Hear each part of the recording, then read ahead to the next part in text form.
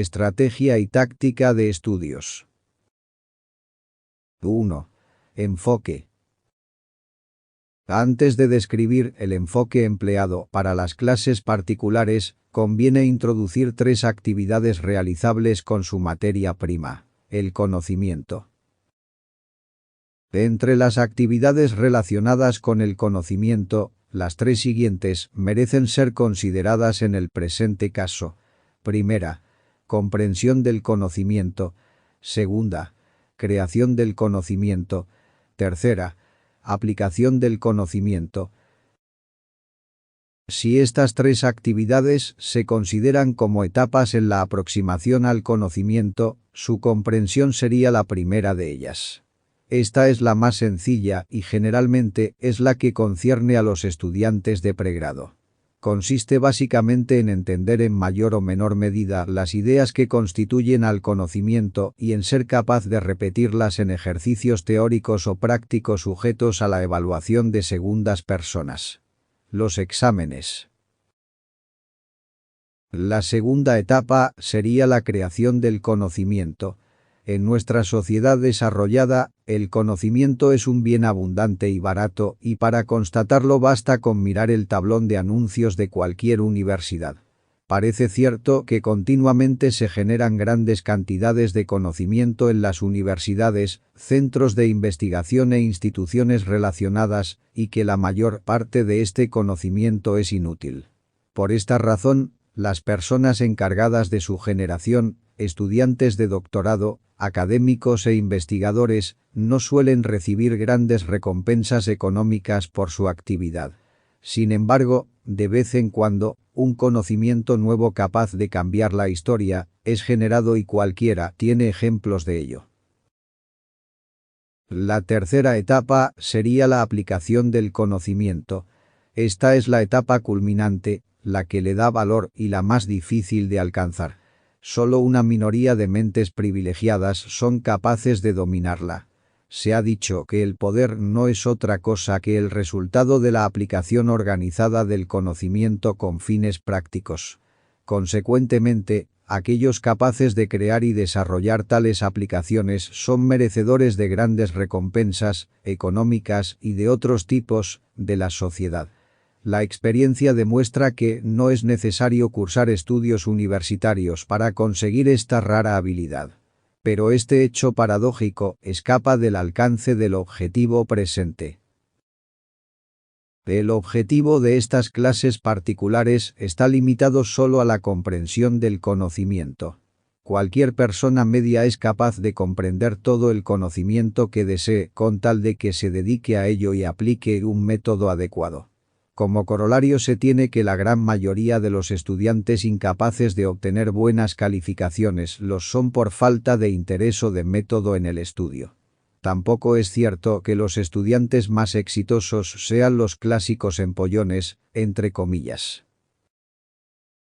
Los estudiantes destacados son los que conocen un método correcto de estudio y lo aplican sistemáticamente. El método que a continuación se describe ha producido buenos resultados consistentemente. Consiste en una estrategia y en una táctica de estudio. 2. Estrategia de estudio. 2.1. Asistir regularmente a clases. La asistencia regular a clases es necesaria porque el estudiante requiere tener una percepción de primera mano de los contenidos de la materia sujeta a examen, tal como es expuesta por su profesor. Ningún libro, apunte u opinión de compañeros puede suplir esta percepción. 2.2. Determinar los posibles contenidos de examen. Existen 2 maneras principales de determinarlos. Primera, prestar atención al profesor para averiguar cuáles son los contenidos por él percibidos como relevantes. Estos son los posibles contenidos del examen. Algunos profesores los anuncian abiertamente. Otros prefieren tender un velo de misterio sobre lo que será el examen, aunque siempre acaban dando pistas suficientes al que los observa atentamente. En cualquier caso, el estudiante tomará nota cuidadosamente de estos contenidos. Segunda, Coleccionar los exámenes pasados de la asignatura, preferiblemente los de su actual profesor. Cada profesor tiene una colección de preguntas de examen que repite cíclicamente de manera que sus exámenes no se hagan demasiado previsibles. Para ello suele cambiarles los datos. De vez en cuando también introduce una nueva pregunta a su colección. Los profesores bisoños suelen ser menos previsibles que los veteranos. En algunas universidades existen grupos de estudiantes que coleccionan los exámenes pasados, los resuelven y los venden a sus colegas. Son como una especie de universidad dentro de la universidad, entre comillas. 2.3. Organizar por tipos las posibles preguntas de examen. Los tipos de diferentes preguntas de examen generalmente no son muy numerosos, pueden y siempre deben de clasificarse en las llamadas preguntas tipo. Con esto se consigue sistematizar el estudio, se evita el desperdiciar esfuerzo estudiando preguntas que ya se saben responder y permite el concentrarse sobre aquellas que todavía no se conocen bien. 2.4. Dominar las preguntas tipo. Un error cometido con relativa frecuencia por los estudiantes es resolver repetidamente preguntas del mismo tipo mientras dejan otras sin dominar. Esto puede ser debido a simple inexperiencia o al temor al esfuerzo de tener que encontrar respuestas a nuevas preguntas. En cualquier caso, es un error que tiene que evitarse. Su incurrencia encierra un doble peligro. Primero, el estudiante se somete a un alto riesgo de ser suspendido en el examen. Los estudiantes veteranos saben que la pregunta que no se sabe es la que caerá en el examen, entre comillas. Segundo, el estudiante se somete al riesgo de desmoralizarse al ver cómo suspende en los exámenes pese a haber estudiado. La habilidad de determinar con rapidez si un ejercicio de estudio se sabe o no se sabe resolver correctamente se obtiene con la práctica. Un método para estudiar mediante preguntas tipo es el siguiente. 2.4.1. Al comenzar a prepararse para el examen, el estudiante desconocerá las respuestas de las preguntas tipo, así que resolverá los ejercicios uno por uno, comenzando por los más sencillos. Los textos suelen seguir la norma de organizar los ejercicios en orden creciente de dificultad. 2.4.2. Pronto el estudiante comenzará a observar que ciertos ejercicios no son más que versiones, con los datos cambiados, de ejercicios anteriores que ya resolvió. No resolverá estos ejercicios repetidos, entre comillas, y se limitará a observarlos preguntándose si recuerda su método de resolución. 2.4.3. Todos los ejercicios resueltos deben de ser bien identificados mediante su número, su página y la fecha de su resolución. Esta será información valiosa a la hora de un repaso final y debe de conservarse donde pueda encontrarse rápidamente. 2.4.4. Continuar avanzando de esta manera sobre los ejercicios de examen hasta el último de ellos. 2.4.5. Previo al examen, el estudiante debe de asegurarse de tener una imagen mental clara de su clasificación de las preguntas tipo. Para ello, si es necesario, puede repasarse la víspera del examen su lista de preguntas tipo resueltas. 2.5. Practicar con las preguntas tipo. Este es el paso que sintetiza los 2.4.2, 2.4.3 y 2.4.4 anteriores. Aunque siempre es recomendable, se le considera imprescindible para aquel estudiante que realmente se proponga maximizar el rendimiento de sus conocimientos actuales en términos de puntos de calificación. Expresado más directamente. Permite sacar la máxima nota posible con lo mucho o poco que se sepa de la materia del examen. El método consiste en someterse a simulaciones lo más parecidas posibles al examen. Son las autoevaluaciones. Durante una autoevaluación, el estudiante debe de enfrentarse a todas las dificultades que anticipa que confrontará durante el examen real.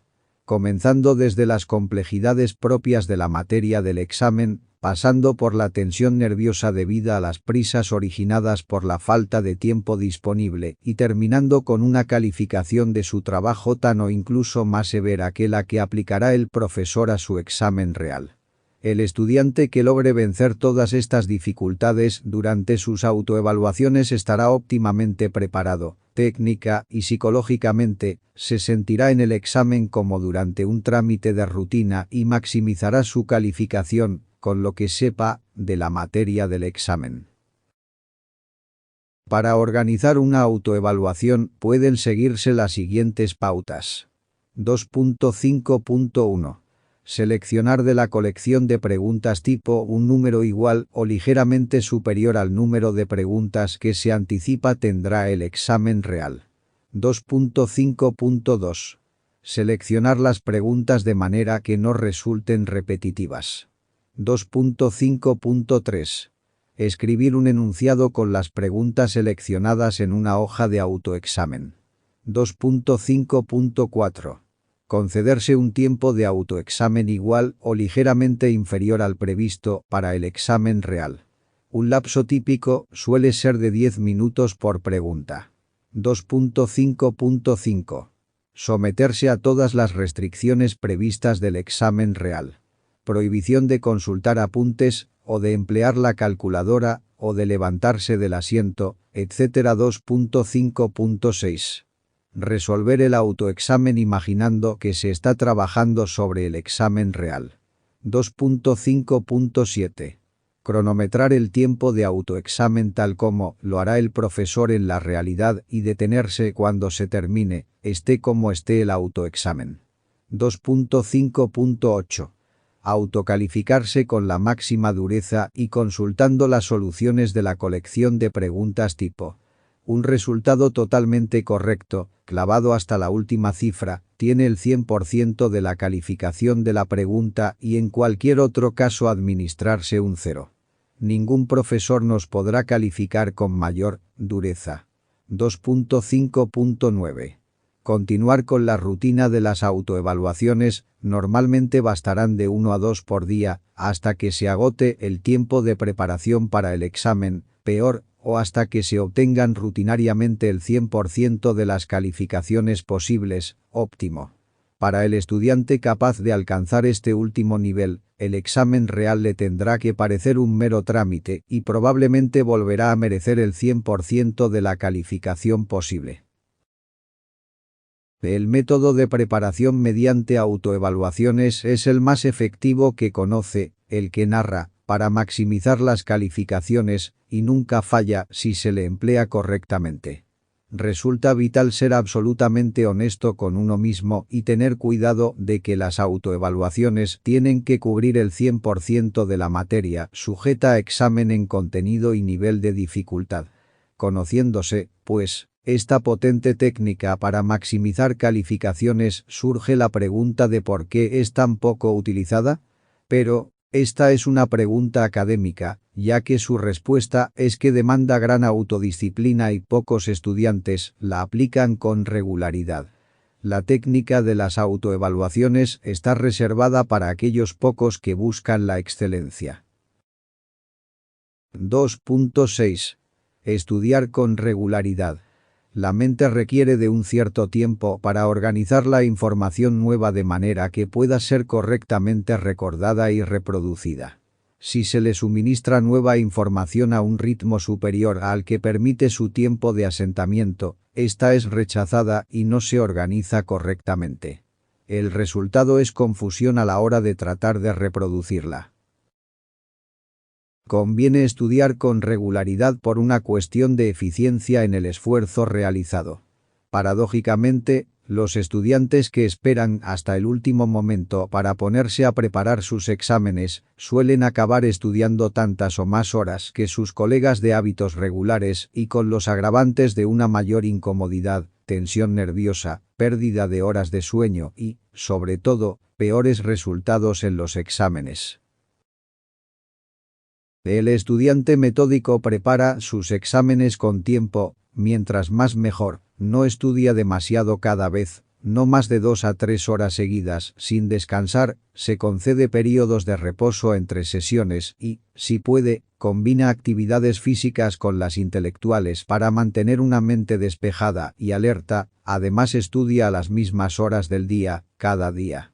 El resultado es una incorporación progresiva de la nueva información a su mente, que le permite organizarla con numerosas interconexiones entre esta y la ya conocida, que a su vez le faculta para reproducirla con rapidez y precisión durante los exámenes, sin sufrir confusiones. El estudio regular requiere de autodisciplina para someterse a un horario de estudio diario y semanal y a unos buenos hábitos de higiene mental y física. Conviene realizar actividad física vigorosa, mantener una dieta sana y sin excesos, evitar el alcohol y las drogas de todo tipo y dormir no menos de 7 horas cada noche. El resultado será una alta eficiencia en los estudios con las consiguientes buenas calificaciones. Dentro de estas recomendaciones generales, el estudiante más ambicioso estudiará más horas semanales que el que se conforme con aprobar sus exámenes. También se podrán concentrar algo los períodos de estudio en los días de la semana en que se asista a menos clases, tales como fines de semana y festivos, y descargar un poco los días con muchas clases, pero la regularidad en el estudio es un componente importante de una estrategia eficaz de preparación de exámenes. 3. Táctica de estudio. 3.1. Dividir y administrar el tiempo disponible. El estudiante debe hacer lo posible por contestar todas las preguntas del examen. Cuando se deja una pregunta en blanco en un examen se le comunica al que lo evalúa que no se tiene ni idea del tema. Esto es justamente lo opuesto a lo que se pretende. El estudiante debe de asegurarse de no dejar preguntas en blanco solo por falta de tiempo para acometerlas. Para ello se equipará de un reloj con función cronómetro y, primero de todo, determinará por división del tiempo disponible entre el número de preguntas cuánto puede dedicarle a cada una. Así, si debe responder 4 preguntas en una hora, asignará 15 minutos a cada una. La experiencia demuestra que esta división inicial debe ser equitativa, pese a que unas preguntas puedan ser más laboriosas que otras. La táctica se ajustará después sobre la marcha a estas discrepancias. Otra cosa a evitar durante el examen es responder a lo que no se ha preguntado. Es mala táctica porque consume tiempo y raramente cosecha puntos. Las respuestas deben ser concisas, sin una palabra, sin un número, más de lo que se pide. Para ello, el estudiante dedicará unos instantes a determinar qué es lo que realmente se le está preguntando antes de acometer la respuesta. 3.2. Comenzar por la pregunta que mejor se conoce. Generalmente es mala táctica el responder los exámenes en el mismo orden en que se presentan las preguntas. Pero peor aún lo es el comenzar por la pregunta más difícil para quitársela del medio antes, porque lo que se suele conseguir es quedarse sin tiempo para responder adecuadamente las preguntas cuyas respuestas se conocían mejor.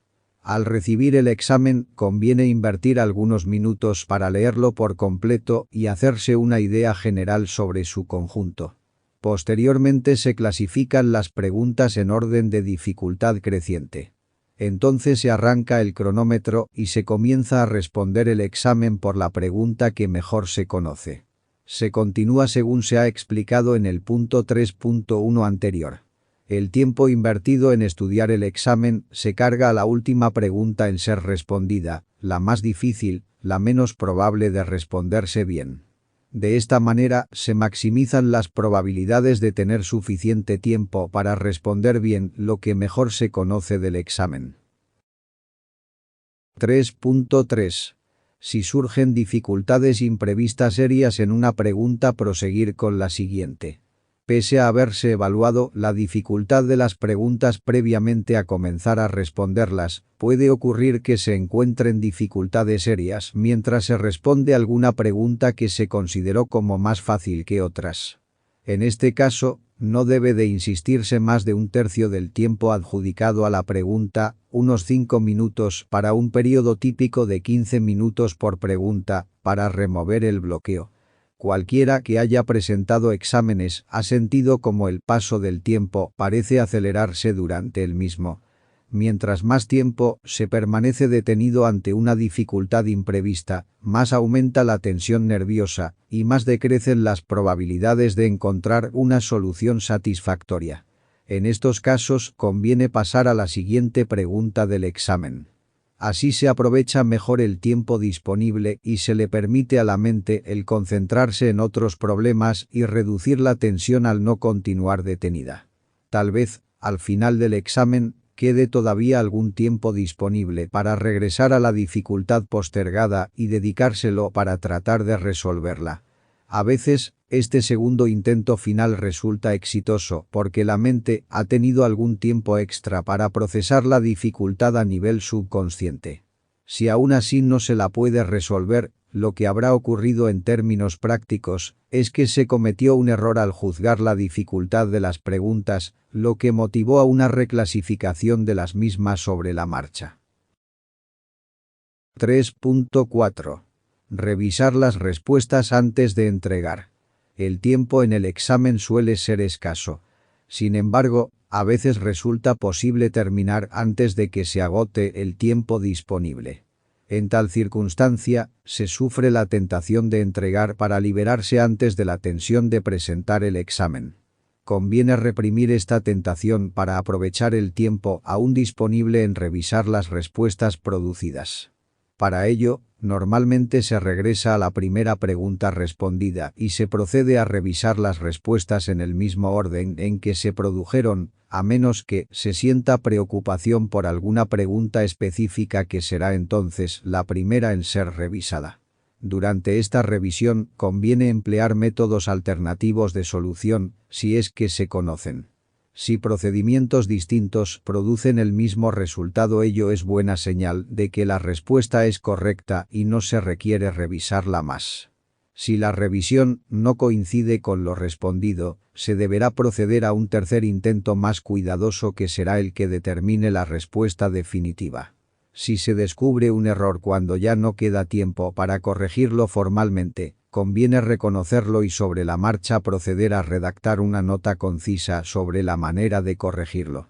Lo normal es que el final del tiempo disponible interrumpa abruptamente la revisión. Si tras terminar la revisión todavía sobra tiempo, ya se puede entregar porque las probabilidades de encontrar errores adicionales durante una segunda revisión son menores. 3.5. Mantener el autocontrol.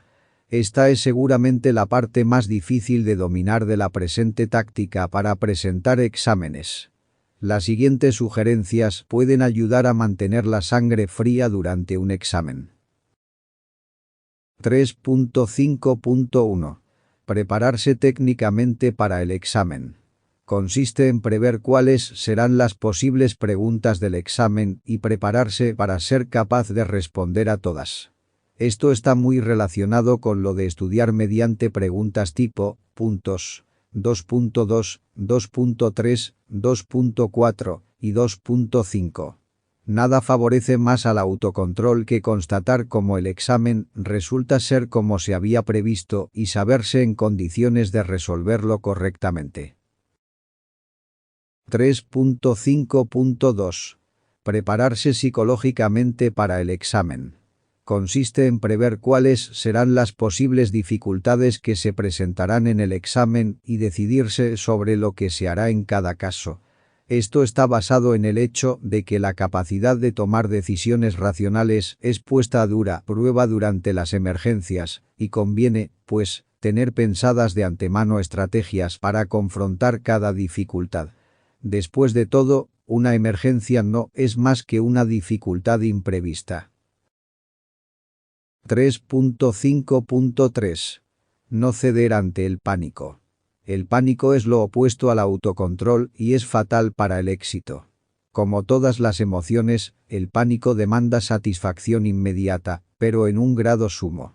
Confrontados ante la emergencia, es preciso esforzarse como nunca en pensar racionalmente. Para ello puede ayudar el apartar la atención del examen durante unos momentos para mirar las cosas en perspectiva, interrogándonos sobre las posibles consecuencias de suspender el examen. Seguramente, no serán tan perjudiciales como el pánico nos induce a creer. Regresar enseguida a hacer lo que más se pueda con lo que se tiene. 3.5.4. Seleccionar una posición lo más aislada y confortable posible. Consiste en acceder pronto al lugar del examen con el objeto de seleccionar, si ello es posible, un lugar lo más tranquilo y cómodo que se pueda. Conviene evitar sitios donde incida directamente la luz del sol, circulen corrientes de aire, no se disponga de un espacio adecuado para colocar folios, calculadoras, reglas y demás utensilios, existan elementos que interfieran con nuestra concentración, tales como ruidos o compañeros demandando ayuda, y en general, cualquier otra circunstancia que nos haga sentir incómodos o intranquilos. La idea es poder concentrarnos lo más posible en lo que nos ha llevado allí. Contestar el examen. 3.5.5. Mantener el examen en perspectiva. Un examen puede considerarse como una prueba para nuestras capacidades intelectuales y psicológicas.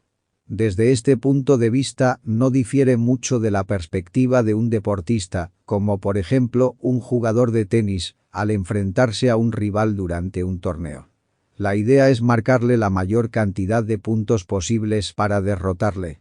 Así que, al examen se va a tratar de ganar la mayor cantidad de puntos posibles para maximizar la calificación. Esta debe de ser la idea central ante todo examen. Sin embargo, pese a haberse preparado uno técnicamente, psicológicamente, haber conservado la serenidad y haber tratado de conseguir todas las ventajas posibles, a veces un examen nos derrota. En tal caso, conviene mantener una perspectiva balanceada de lo que ha ocurrido. Se ha sufrido un fracaso temporal, pero nadie está vencido mientras no se dé por vencido. Así también, el tenista derrotado seguramente sufrirá una mayor decepción si pierde la final que durante un partido de la ronda inicial, pero vendrán otros torneos.